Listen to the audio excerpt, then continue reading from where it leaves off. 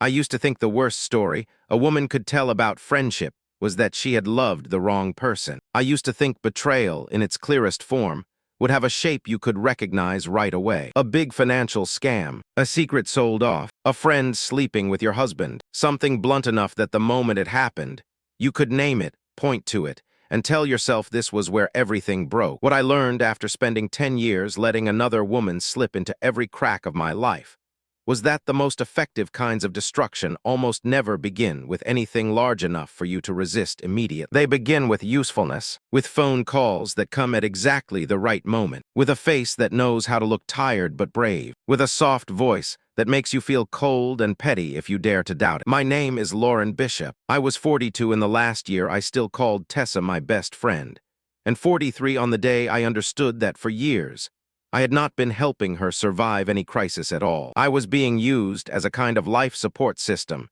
she had never intended to build for herself. I lost money, time, sleep, years I can never get back with my daughter, an embarrassing piece of my self-respect, and a stretch of life so long that even now, looking back, I still cannot believe I stood in the middle of it for that many years without calling it what it was. But if I had to say it as precisely as possible, the thing Tessa took from me longest was not money. It was my ability to tell the difference between being needed and being used. I kept thinking I was being a good person. I did not understand that in her story, I was never the best friend. I was the infrastructure. I met Tessa 11 years ago on a drizzly September morning in the parking lot of Jefferson Elementary, the kind of suburban New Jersey morning where the sky hangs low.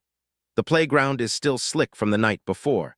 Little kids in bright coats are being hurried inside, and mothers stand under the overhang with paper coffee cups and calendars weighing down their purses. I was 31 then, 7 months into a separation, still living in a small rental house in Maplewood with my 6-year-old daughter Ellie, and still not used to the fact that a marriage can end not with one explosion, but with hundreds of silences stretched too long. I did not call myself a single woman yet, not out loud, because at the time that phrase sounded more like a label for someone else's life than my own. I was just a woman who was too tired, working as an operations supervisor for a large dental practice in Newark, getting my daughter to school, paying part of an old mortgage with my ex-husband Daniel through the kind of politeness stretched tight as wire, and trying to get through each day by doing what had to be done. Tessa was sitting in an old Honda CR-V in the last row of the lot, her head bowed against the steering wheel, lipstick smudged faintly at the corner of her mouth as if she had wiped tears away with the back of her hand, and then tried to fix herself enough for whoever might see her. I only noticed because it was raining, the car was still running, the windows were fogged, and there was a little boy in the backseat drumming his heel over and over against the seat in front of him. I walked past, then turned back. It was the kind of tiny decision that alters an entire piece of your life, and at the time, sounds no different from an ordinary act of politeness. I tapped lightly on the glass. Tessa looked up, her eyes red, but she smiled immediately. Such a quick reflex that only later did I understand it was not just manner. It was skill. "I'm okay," she said before she had even lowered the window all the way. Just one of those mornings. I looked at the back seat. The boy was maybe 6, with soft brown hair and a dinosaur backpack too big for his frame. "Your son still has to get inside," I said. Tessa gave me an apologetic smile, her voice catching just enough to feel real, but not so much that it made anyone uncomfortable. "I know. I'm sorry. Mason, say hi." The boy said nothing. He just looked at me with the kind of tired eyes that always feel strange on a child. 5 minutes later, I was carrying her umbrella, walking Mason inside with Ellie, and standing under the awning while Tessa told me her ex-husband had missed another support payment. Her new boss had cut her hours, and a pipe under her kitchen sink had burst the night before, forcing her to spend the last of her money on an emergency plumb. I still remember the faint mascara smudged under her eyes, the way she kept trying to smile while saying she was clearly peeking, and the familiar ache that rose in my chest. A woman trying to stay upright while everything around her collapsed. I knew that feeling. I invited her for coffee at the place on the corner. We sat by a window blurred with steam, and talked for almost an hour. By the time we left, I had her number in my phone, had promised that if she needed it, I could pick Mason up on Thursdays since I already picked Ellie up at that same time, and was walking back to my car with the strange sense that helping a stranger whose life was splitting open somehow soothed the split in my own. Later, when I had to trace back where all of it started, I always returned to that morning and hated having to admit that what softened me in that first moment was not only kindness. It was recognition. I looked at Tessa and saw another version of myself, a woman trying not to fall apart in front of other people. I did not know that she was looking at me, too, and seeing exactly what she needed. At first, everything really did look harmless. More than harmless, even. It looked like the kind of friendship women in their 30s, with children, easily call a lifeline when life starts pressing in from too many sides at once. Tessa had only been in town 6 weeks, had not made many friends, had just gotten divorced, and always seemed to have a new crisis that was reasonable enough to keep outsiders from judging too quickly. Sometimes her old car died the same day Mason had an ear, nose, and throat appointment. Sometimes she had a last-minute interview and her babysitter canceled. Sometimes her ex-husband's lawyer sent over one more document, and she would end up sitting frozen on her front steps because, as she put it, "I literally can't do one more thing today." None of it seemed large enough on its own to make me think hard. $100 for a late electric bill. 2 evenings keeping Mason so she could work a late shift at a furniture store. One Saturday morning, helping move boxes from a garage into the new apartment she had rented in South Orange. Tessa always thanked me in exactly the right way. That was part of what made this kind of dependence stick. She never accepted help without turning it into something intimate. "You're the only one I can trust. I don't know what I'd do without you. No one ever shows up like this." Every time she said things like that, something in me warmed, not in a vain way, but in a way far easier to fool. I had just gone through a divorce, and I felt like I had failed at the kind of life American culture loves to call doing family the right way. And inside that little house full of bills, pickup schedules, rushed dinners, and weekends when Ellie went with her father, the feeling of being truly needed landed like a legal drug. Daniel used to say I had a tendency to rescue people, as if keeping them from drowning meant I would not have to look too closely at the parts of myself that were sinking. At the time, I thought he was being cold. Looking back now, I hate that he was partly right. Those first years after my divorce were the years when I was easiest to use, though it took me far too long to say that plainly. Daniel and I did not end in thrown dishes or public affairs. We just wore thin. He worked finance in Midtown, came home late, spoke less and less, touched me the way people brush past furniture in their own house out of habit rather than attention. I went to work, raised Ellie, kept the family calendar, tracked the bills, bought birthday gifts for relatives on both sides, and one day looked up and realized my marriage felt like the lighting system in an operating room. Still functioning, still bright, but not the kind of light anyone can live beside forever. After the separation, Daniel moved to Hoboken. He was still a decent father, still took Ellie every other weekend, still paid what he was supposed to pay, but everything between us became Google Calendar entries and short texts. Into that vacuum, Tessa appeared like someone who knew exactly what to say to a person hollowed out in the right places. She called right after I dropped Ellie off and came home from hearing my daughter cry because she did not want to leave her father's new apartment. She brought wine after a bad day at work and sat on my kitchen floor with me, laughing in all the right places, so I did not feel like I had become a machine whose only function was endurance. She told me enough about her own life that I never had to feel ashamed for telling her about mine. That was how Tessa built a nest inside other people's lives, not by barging into the center and taking it over, by sitting long enough in the saddest edges until you began to feel her presence as part of the floor beneath you. Then the pattern began, so slowly that if anyone had told me then that it was manipulation,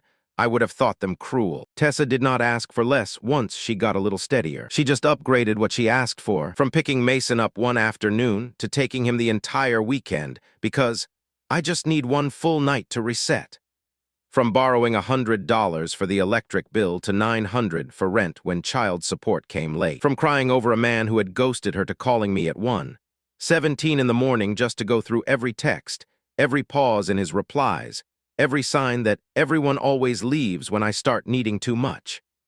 Every one of Tessa's crises had the same structure, so much so that later I could look back and see them as the same film cast different supporting characters. First came the incident, then the unbearable loneliness, then the insistence that only I could really understand, then the promise that this was the last time, that next time she would never burden me like this. And then, once I helped, There would be a brief phase, a few days, maybe a week, when Tessa became the best version of herself again. She would cook dinner for me and Ellie, bring flowers, text things like, "I'm going to pay you back in ways you can't even imagine." And then, right when I started breathing again, the next emergency would arrive. At first, I did not call it a pattern. I called it life being especially unkind to a woman who had already been dealt a bad hand. That is part of what makes someone like Tessa so hard to see clearly in the beginning. She does not invent all of her pain. She simply learns how to turn it into energy that keeps other people orbiting around her. Ellie saw more than I realized, and remembering that now still shames me more than the money I lost. At first, she liked Tessa the way children like adults who crouch to their level, remember the names of their stuffed animals, bring cookies, and do not mind watching the same cartoon clip over and over. Mason and Ellie got along too, although Mason carried attention no child that age should have had, always listening to the mood of the adults in the room as if the air itself could change color. But the longer it went on, the quieter Ellie got every time Tessa came over. She would step out, say hello politely, and then disappear upstairs with her homework, or sit halfway down the stairs with our cat in her lap, listening to Tessa and me talk in the kitchen late into the night. Once, I canceled a mother-daughter movie night because Tessa suddenly called to say Mason had a fever, and she needed to run to the pharmacy and did not want to leave him alone. Ellie was maybe 10 then. She did not make a scene. She just stood in the doorway of the living room watching me put on my shoes and asked, "Doesn't she have anyone else?" I answered automatically, "I'm the closest." Ellie went quiet, then asked, so softly I almost did not hear it, "What about me?" I did not answer that well. I still remember bending to kiss her forehead and saying the kind of thing mothers always say when they are short on time and courage, that it was only tonight, that I would make it up to her next time. But children do not count by calendars. They count by patterns, and the pattern Ellie was seeing was that every time Tessa had a crisis, our house opened, our plans shifted, and her mother changed voices. Years later, at 16, Ellie said something to me so precise it knocked the air out of me. "I don't hate her," she said. "I just hate the way you turned into someone else every time she called." I had no defense against that. Because it was true, the first person who warned me outright was not Daniel, not my mother. It was Camille, the neighbor 3 houses down, a head nurse at a private hospital, with the kind of dry, fair observation that comes from seeing too many versions of human crisis to be softened by a pleasant exterior. Camille was not close to Tessa. She knew her only from a handful of Mason pickups at my house and one barbecue in my backyard. One afternoon in May, after Tessa had just left my kitchen crying because a new boyfriend had blocked her number, Camille was trimming lavender along the low fence between our yards and said, matter-of-factly, "She only calls you when she needs something." I stood on the gravel path, holding a bag of recycling, and gave the kind of defensive laugh that arrives before thought. "Everyone needs people when things are bad." Camille did not look up. She stripped a dead bloom off the stem. "Sure, but not everyone comes back looking fresh the second they've drained someone dry." I felt annoyed immediately. That very specific kind of annoyance that comes when someone touches a truth you are not ready to hold yet. "She's alone," I said. "And I'm not." Camille looked up then and held my gaze for 3 seconds, just long enough for me to understand that I had just confessed something much larger than the subject of Tessa. "Lauren," she said, softer, "help her if you want. Just don't mistake the fact that she exhausts you for proof that she's helpless." I looked away. I spent the rest of that night angrier at Camille than at anything Tessa had done all week. That is the familiar defense mechanism of people who have been used too long. We tend to hate the person who points to the game before we can bear to hate the one who is playing it. Tessa handled other people's suspicion with an eerily stable formula. She never attacked directly unless she had to. When I brought up what Camille had said, Tessa put a hand to her chest and opened her eyes wide in sadness rather than anger. "She's jealous of our friendship," she said. "Women like that can't understand being needed." I remember a flicker of discomfort at the word needed, but Tessa reached the softest part of me before that thought could take root. "You know I hate asking," she added, her voice catching just enough. "I only come to you because you don't make me feel disgusting for having a hard life." That shifted everything, from what she was doing to who I was. If I kept doubting her, then I was no better than the people who had abandoned her. Tessa was always most gifted at turning other people's boundaries into evidence of the world's cruelty. And someone like me, raised on duty, on taking care of people, on not abandoning anyone when they were weak, was easy to trap that way. The more I wanted to believe I was a good person, the easier it was for her to use my fear of becoming a bad one to keep me where she wanted me. Money became a real issue in year 4, when Tessa's emergency requests stopped being small enough that I could dismiss them by accusing myself of being cheap. First, it was $500 for a tow, then $1,200 to keep her from being evicted from the 3rd apartment she had rented since the divorce, then $700 for Mason's summer camp because I can't lose this job too.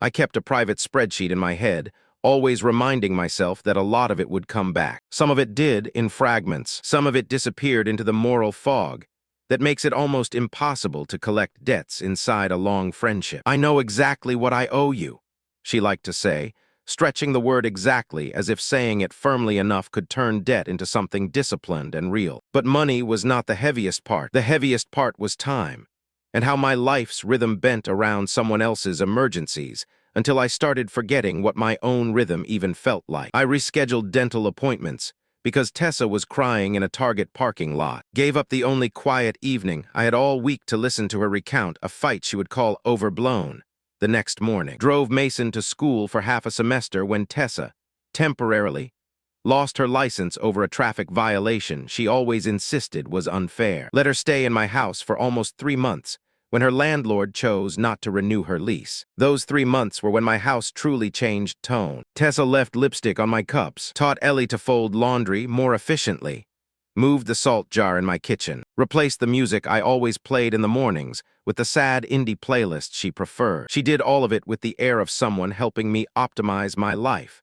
And that is one of the subtlest forms of invasion there is. No one can point to a fork moved to a different drawer and call it violence. But once every drawer in your own kitchen starts reflecting someone else's logic, your body knows something has crossed a threshold. When I started feeling trapped, it did not come as a big decision or some blinding discovery. It came on a Monday morning so ordinary that the ordinariness itself shocked me. I was standing in front of the budget sheet taped inside the kitchen cabinet, pencil in hand. Ellie needed the first payment for her science summer program. My Honda was due for brake work, and the number in my emergency savings account was lower than the point at which I allowed myself to look at it for too long. The gap had not gone to travel, not to shopping, not to some beautiful reckless choice. It had leaked away in 100 temporary rescues for Tessa. I could hear her laughing in the backyard with Mason and Ellie, laughing loudly and freely, like a woman buoyed by life instead of carried by it. And I hated myself for the next thought. It came fast, ugly, and clear. If she disappeared from my house today,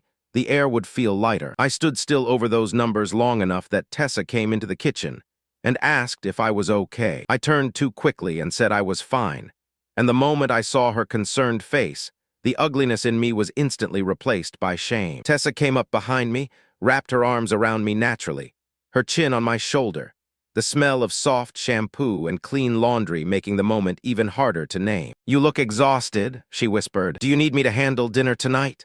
I nodded and almost cried, not only from exhaustion, but because of the terrible loop of feeling rescued by the very person contributing to my drowning. That is how these dependency structures feed themselves. The one who drains you is also the first one to stroke your back when you collapse, and then you feel monstrous for daring to notice the first half of the equation. The real turning point began with the contradiction between what Tessa said and how she lived when she was not standing beside me. I do not follow people obsessively online, but that year Ellie started using Instagram, so I had to pay more attention than I used to.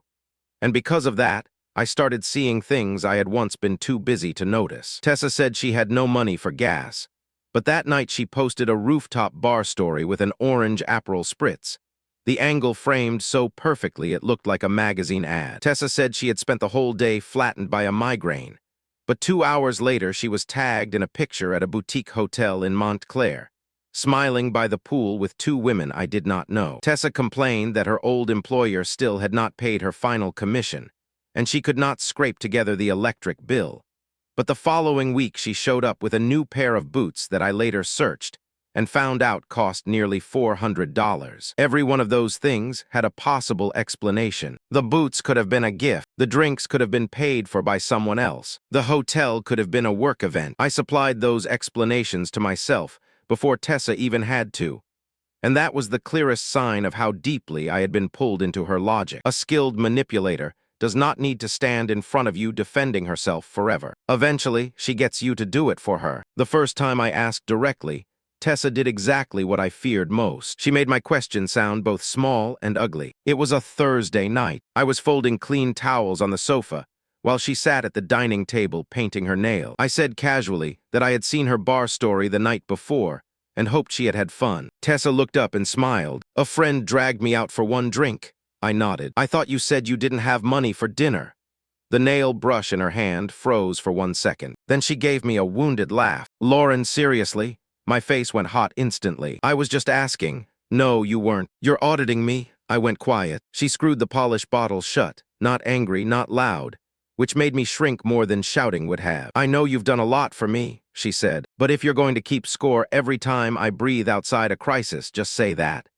It was one of Tessa's most efficient moves. She pulled the conversation away from the concrete fact and into the realm of character, away from whether she was telling the truth and toward whether I was stingy, controlling, transactional. And because I hated those qualities in myself more than almost anything else, I backed down. I'm not keeping score, I said, and heard my own voice thinning. Tessa exhaled, as if she were exhausted from having to be the only adult in the room. Then why don't you trust me? She asked. God, that question was a knife that only someone living off your trust could wield that cleanly. I could not answer. If I said I did not trust her, I became the betrayer of the friendship. If I said I did, I betrayed my own instincts. So I chose silence. And as always, Tessa took my silence and used it as the ending that benefited her most. The first major discovery did not come from her phone or her bank account. It came from a new bar in South Orange, a place I only went because Camille dragged me there after a night shift, and I was too tired to resist. The lights were low, the wood smelled new,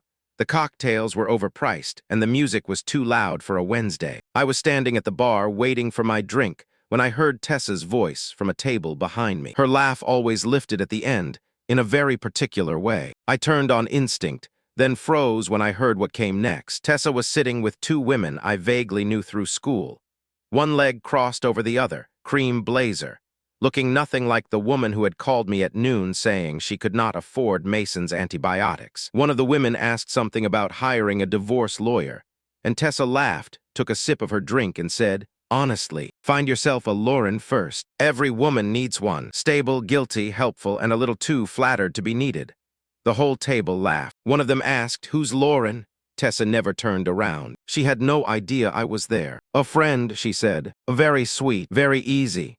Some moments do not hurt right away because the body understands it has to freeze before it collapses. I stood there with no drink in hand, the bass from the speakers pounding in my chest, looking at the back of her head, and that sentence went through me so cleanly it almost drew no blood. Very easy. I did not storm over. I did not make a scene. I did not throw a drink at her the way the satisfying versions in movies promise. I just stepped backward, went outside into the cold, and stood under the awning until Camille realized I had been gone too long and came out. She looked at my face and did not ask immediately. I said in a voice that sounded borrowed, she called me easy.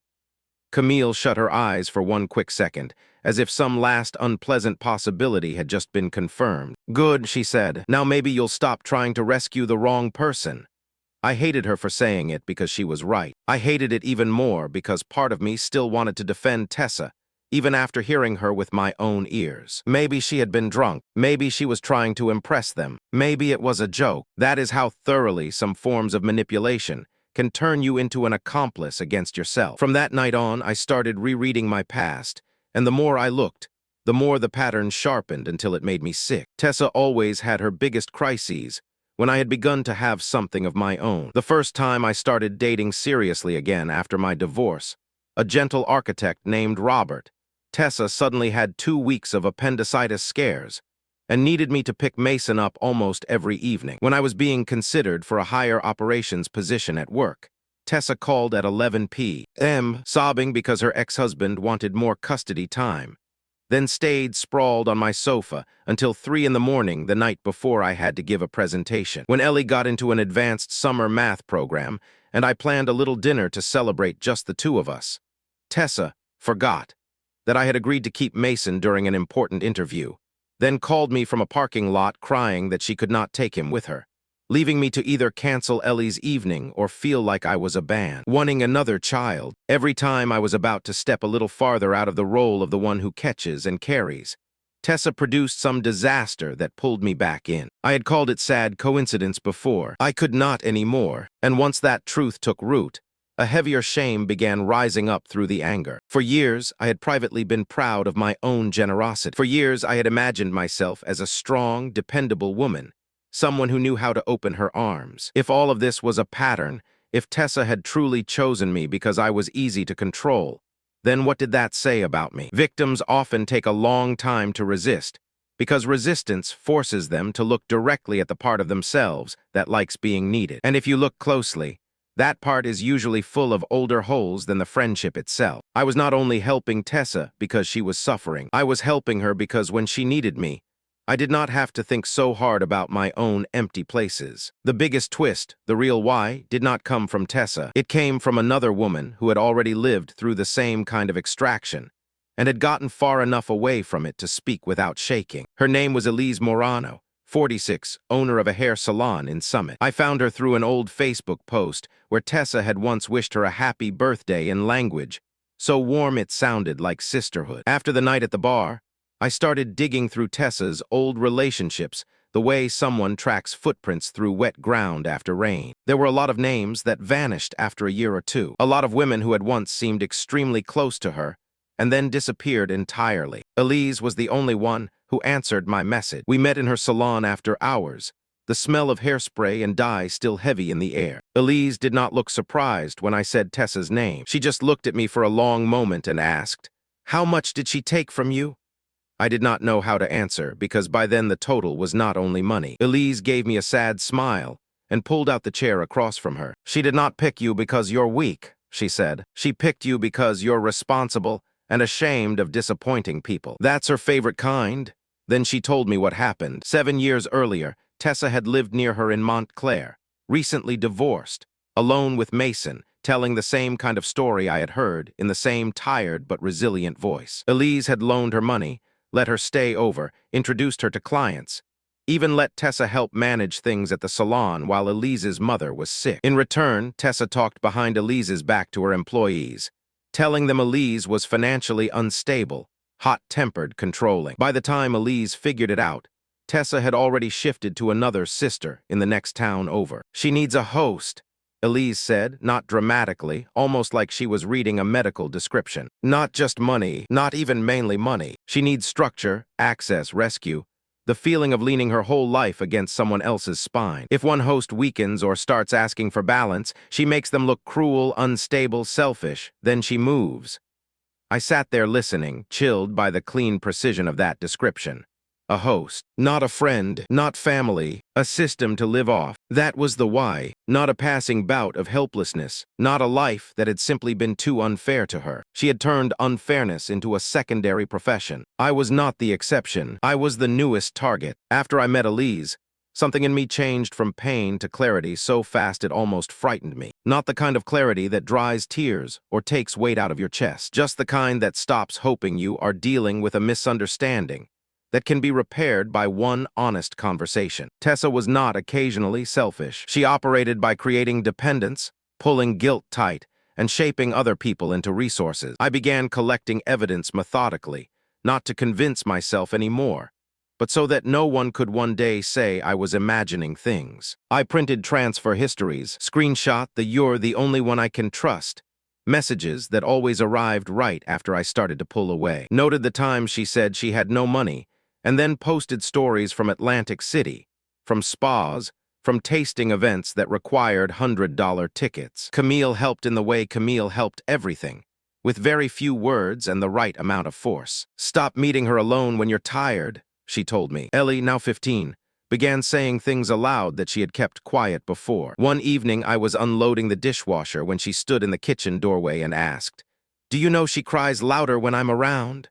I turned toward her. Ellie shrugged, but her eyes were so serious I had to set the plate in my hand down. "She looks at me before she starts crying," Ellie said, "like she wants me to see you drop everything and run to her." I sat down right there at the kitchen table, the way you sit when you have just heard a truth you should have noticed years ago. Children perceive power quickly, when words have not yet taught them to look away from it. They cannot always interpret it, but they know which person enters a room and changes its center of gravity. Ellie had lived around Tessa long enough to learn how to shrink herself. I was the one who had not. The first direct confrontation between me and Tessa happened at noon on a Saturday in my car outside a home improvement store where she had asked me to drive her to buy paint because, as she said, landlord finally approved the boys' room. I had intended to wait longer to gather more, but there are times when the body gets so full of that you can no longer sit with the other person in a small space without exploding. Tessa was in the passenger seat, sunglasses pushed up on her head, cold coffee in her hand, talking about what shade of blue might suit Mason's room best when I turned off the engine, looked at her and asked bluntly, "Why did you call me easy to other people?"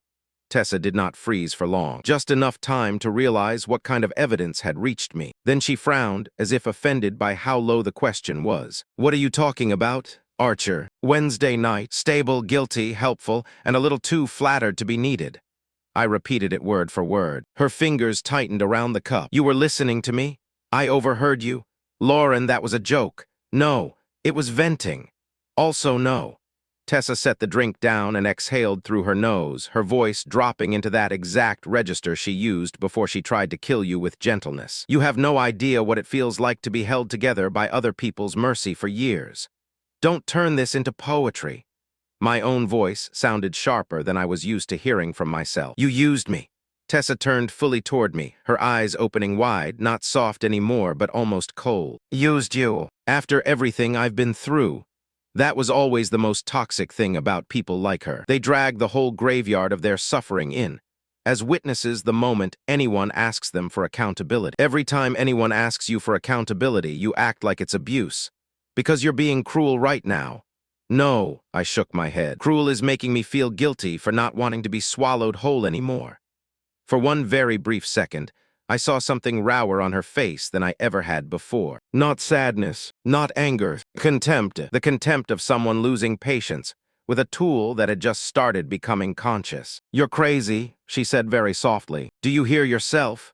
That sentence should once have held power over me. Strangely, in that moment, it only made everything clearer. I turned on my phone camera and set it between us on the seat. "Say it again."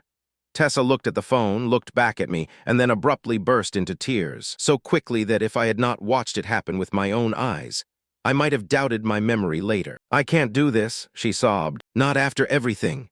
She opened the car door and ran across the parking lot. I sat still, heart pounding far too hard, and knew I had crossed a line. I did not believe her anymore. Not even partly. I thought after that confrontation she might pull back. I forgot that when someone lives off a host and senses the host beginning to cut the line, they do not withdraw calmly. They attack. Over the next 2 weeks, Tessa escalated everything. She called Daniel, my ex-husband, and told him she was worried Ellie was absorbing too much volatility in my house. Daniel called me that same night, his voice tight and carrying a shame because he knew the question itself was ugly. "Is Tessa right that you've been losing it a little?" he asked. Then, after a pause, "Ellie said things have been weird." I stood in my kitchen looking at my own reflection in the black window and hated my own body for immediately slipping back into its old pattern. "Prove it, explain it." But this time, I did not rush in. I just asked, "Do you want to hear from your daughter directly or from my friend?" Daniel went quiet. Then he said more quietly, "I'm coming tomorrow." He came. He sat with Ellie alone in the backyard for more than an hour. When he left that day, he did not say he was sorry, did not hug me, did not give me a speech. He just stood in the doorway with his hands in his coat pockets and said, "She scares Ellie." I heard that and felt my legs turn hollow, because finally someone else had named the fear in my house, without making me translate it first. But Tessa did not stop with Daniel. She texted Nate, a man I had only been dating for a few months and had not even decided yet whether I could call it serious, telling him she was worried Lauren is not in a healthy place to be dating. Nate, who did not have enough history to filter it properly, hesitated with me for 3 days and then drifted away with exactly the kind of politeness that keeps you from hating him completely. I did not chase him. I just saw again how Tessa inserted herself into each seam of my life when she lost control, and how frighteningly sophisticated that system really was. The point where she crossed far enough that there was no way back came on a Friday night in late October, when I came home from work, and found 3 cars in front of my house. The living room light was on. Daniel was on the sofa with Ellie. Camille was standing near the kitchen, her face hard. Tessa sat in the armchair with her hands folded together, looking exactly like someone who had had to organize something painful for someone else's benefit. Next to her was Pastor Laura from the community church, whom I only knew casually. The second I walked in, I understood. Tessa had staged an intervention. For me. Lauren, Pastor Laura said, rising halfway, her voice soft as velvet, we just want to make sure you're safe. Safe. That word sent all the blood in my body cold. Tessa had not only been telling people I was difficult or fragile anymore. She had escalated all the way to turning my boundaries into symptoms that warranted intervention. I set my bag down very slowly and looked at all of them. Ellie was pale, but she did not look away. Daniel looked like he wanted to apologize, but had not yet earned the right. Camille was looking straight at Tessa, not at me. That was the only detail that helped me understand I was not completely alone yet. Who set this up? I asked. Tessa answered first, of course. I did, because I love you. In my house, under my lights, with my daughter there, that sentence no longer sounded gentle. It sounded like pure trespass. I nodded once, walked to the kitchen table, pulled the blue folder I had already prepared from the drawer where I had stored it for precisely this possibility. Then came back and set it on the coffee table. Good, I said, because I prepared for tonight too. Tessa stopped blinking for one small beat. It was the first time since I had known her that I saw genuine uncertainty cross her face. I did not begin with accusation. I began with a timeline. That was something I had learned from Camille, and from years of dealing with records and documentation through hospital work. When someone is practiced at controlling the emotional tone of a room, you have to drag everything out of emotion first. I put the texts Tessa had sent Daniel about my volatility in front of him, then placed beside them the written summary of what Ellie had told him the day before, signed by Daniel himself after their conversation. I showed Pastor Laura the messages Tessa had sent Nate. I showed Camille the times Tessa said she had no money, and then posted photos from spas, hotels, and events. Then I pulled out the screenshot from Archer, the account from Elise, the unpaid loans, the "you're the only one" messages repeating in perfect cycles every time I tried to pull away. Tessa interrupted by the 3rd minute. This is a gross violation of privacy. I looked at her. You are in my living room conducting a fake intervention built on your private stories about me. Do not talk to me about privacy. Tessa turned to Pastor Laura, her eyes already glossed to perfection. See, this is what I've been trying to tell everyone. She flipped so fast. Because she did that, I pressed play on the recording from the car outside the paint store. Her voice came into my living room, low and sharp. You're crazy. Do you hear yourself? Then the shift into crying right after, so fast that Pastor Laura visibly startled. I let it run a few seconds longer. Enough. Daniel dropped his eyes to his hands. Ellie hugged a throw pillow tighter, but kept staring at Tessa the way a child stares when she is finally watching adults tell the truth. Instead of insisting she misread everything. Then I moved to the part that made it no longer just about me and Tessa. I laid out the written statements from Elise Morano in Summit and Karen Dwyer in Montclair. 2 women who had never met each other, and yet described the same person in nearly identical terms. Tessa entering their lives during divorce, illness, or work trouble, borrowing money, staying with them, turning them into emotional support systems, then calling them cold, unstable, selfish, too sensitive, hard to live with the moment they slowed down or asked for balance. I laid those pages side by side so everyone could see the repeated phrases. The only one I can trust. I don't know what I'd do without you. She's not herself lately. I'm just concerned. The pattern was so clear it was almost crude. Tessa looked at the pages and then at me, and for the first time I saw real fear enter her eyes. Not fear of losing me, but fear of losing control of the narrative about herself. They're lying, she said. They hate me. Camille spoke first, her voice flat and cold. Or maybe they all met the same woman. No one contradicted her. That was the sound that finally made Tessa falter. Not accusation. The fact that the room was no longer automatically leaning toward. I pulled out one last piece. A short note Ellie had written at Daniel's request after he asked her to describe what it felt like when Tessa was in our house. I had asked Ellie if I could use it if I had to, and she had nodded without crying, sat down, and written in the growing handwriting of a 15-year-old. When Tessa is here, Mom stops looking like my mom. She becomes someone who is always bracing for the next phone call. The house feels like it belongs to Tessa's emergency. I did not read it out loud. I simply put it in front of Daniel. He read it, swallowed hard, then slid it toward Pastor Laura like he could not bear to keep holding it. That was when I saw Tessa understand. It was not only evidence now, it was lived consequence. It was a child. It was a house whose climate had changed around her long enough that everyone could smell it. Tessa cycled through every form she had left over the next half hour. First denial, then wounded self-pity, then outright attack. You always wanted to be the strong one. You loved being needed. You're humiliating me because you can't handle how much of this you chose. There were seeds of truth in all of those, and that is what makes someone like her dangerous to people who are not prepared. But I had spent too many nights stripping those seeds out of the mud surrounding them. Yes, I told her, I chose to help. I did not choose to be hunted. She cried when crying no longer moved anyone. Then she pleaded, "Please, Lauren, don't do this in front of Ellie." And Ellie looked up then and answered for herself for the first time, her voice small but steady. "You already did.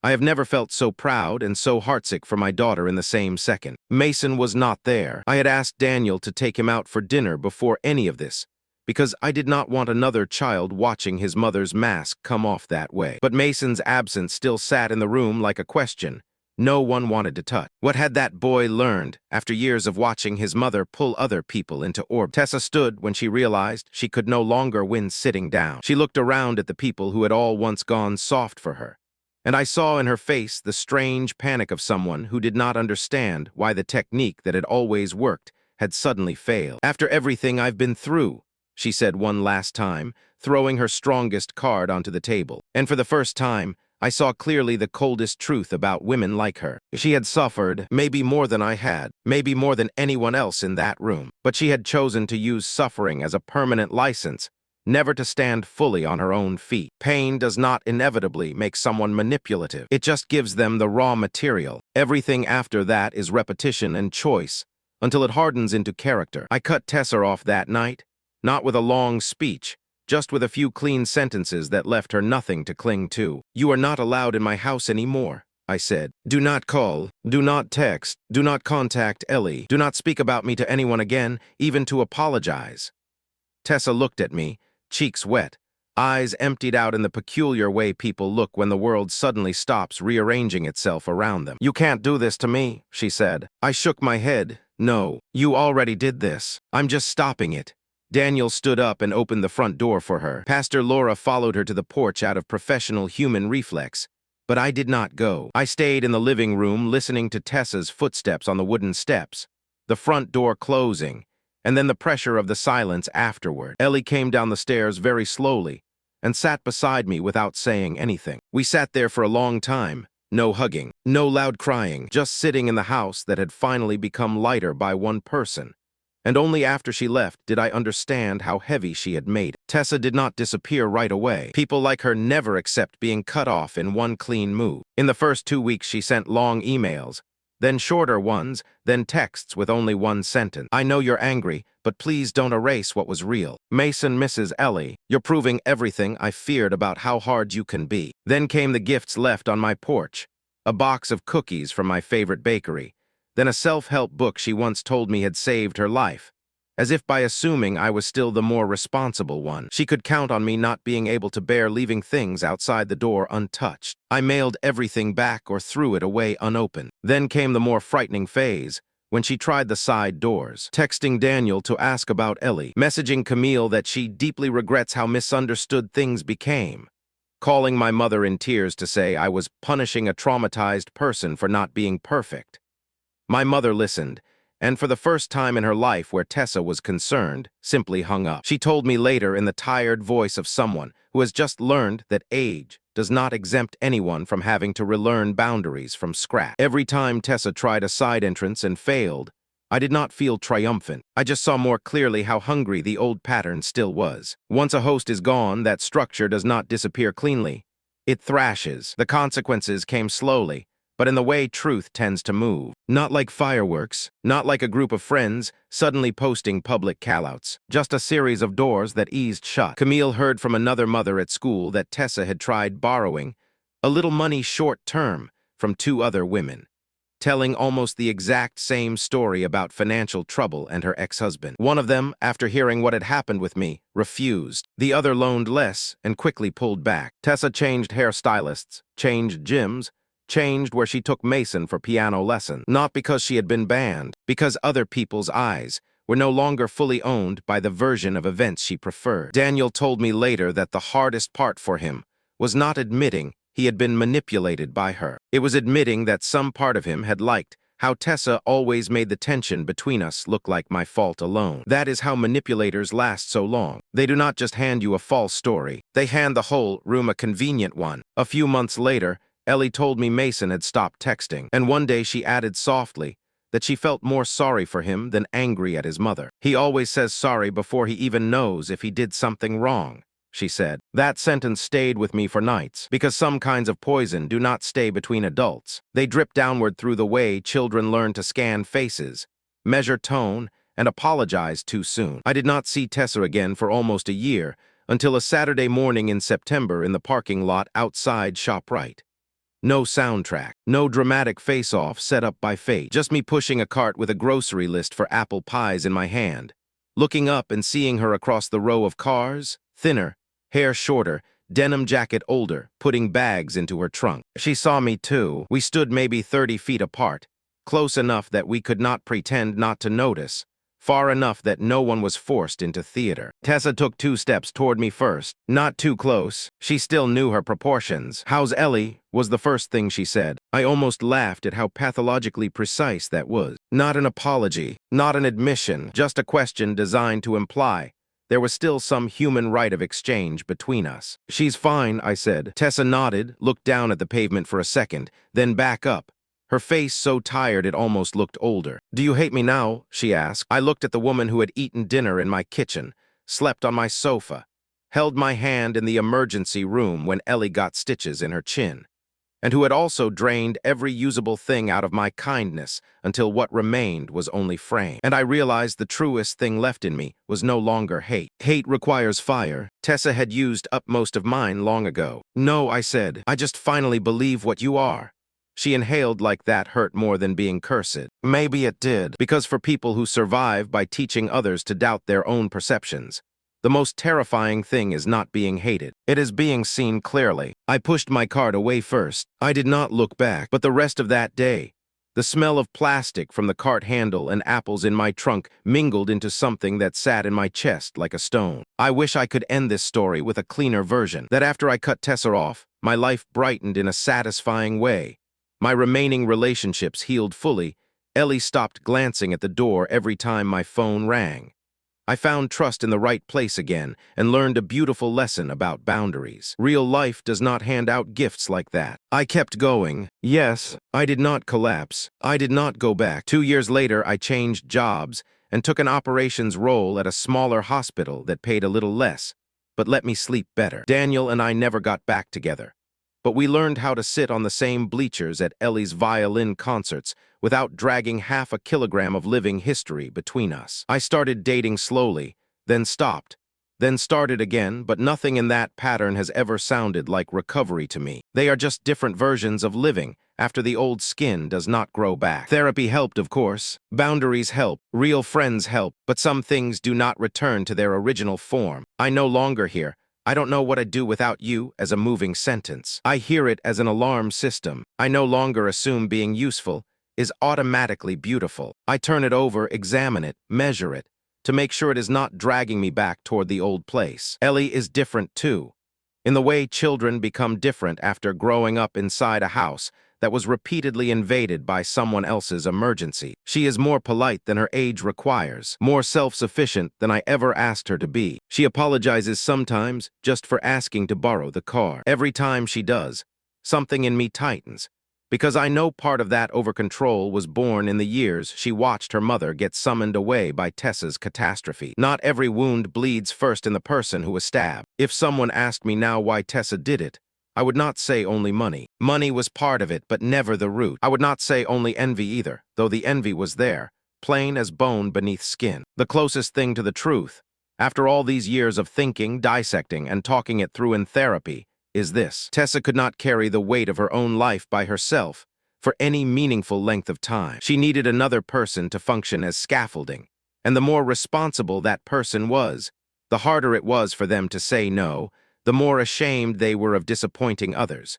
the more ideal they were. But quietly leaning on someone else was still not enough to satisfy the hunger in her. She also needed to believe that scaffolding was somehow beneath her, more naive, more rigid, more easy, so that dependence would not feel humiliating. So she clung to me while also wearing down my image, needed me while also making me smaller. Otherwise, she would have had to look directly at the fact that she was living on someone else's back. That was the why, not mysterious, not romantic, not pathological enough to relieve her of responsibility, just an ugly structure repeated long enough that it began to resemble personality. She didn't lose me because I changed. I wrote that sentence in my therapy journal one winter afternoon and kept it because in the end it sounded truer than any shareable summary ever could. Tessa did not lose me because I suddenly became hard, selfish, distant, the way she would probably still describe me somewhere if my name ever comes up. She lost me because eventually I looked long enough to stop confusing kindness with availability, friendship with hosting, being needed with being used. There is no glory in learning that so late, only a dry, cold clarity, but one firm enough to stand on. Even now, when I lock the house at night, hear Ellie studying upstairs, see the stillness of my kitchen and my phone lying silent on the counter, I think about all those years I let another woman adjust the lighting in my life through the force of her emergency. I do not think of her with hatred anymore. I think of her like a weather system I lived inside too long, without realizing I could move. And maybe that is the closest thing to pay off a story like this gives you. Not the feeling of victory, not radiant karma, just one day standing in your own house, inside your own life, hearing the air no longer being pulled off-center by someone else's call, and understanding that the silence is not empty. It is the thing they took from you for years and called friendship.